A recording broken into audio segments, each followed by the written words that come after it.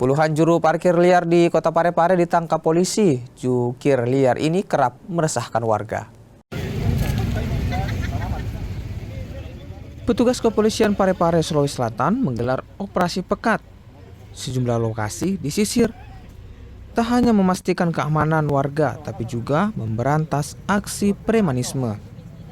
Dalam operasi kali ini, polisi menangkap puluhan juru parkir liar. Total ada 51 jukir liar yang ditangkap.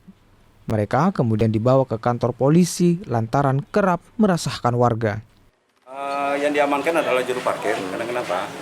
Setelah kita tanya pada juru parkir di sini, banyak mereka yang tidak ada tanda pengenal. Pada intinya mereka parkir liar. Karena di dalamnya namanya premanisme. Itu bukan selamanya dia berbuat pidana, tetapi penyalahgunaan. Kalau artinya contoh seperti pungli. Kalau pungutan liar yang tidak semestinya pada intinya kan sudah berbentuk bahwa mereka meminta tidak sesuai dengan prosedurnya. Juru parkir liar ini kerap melakukan pungutan liar.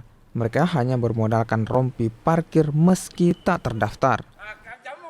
Sudin Syamsuddin, Kompas TV, Parepare, Sulawesi Selatan.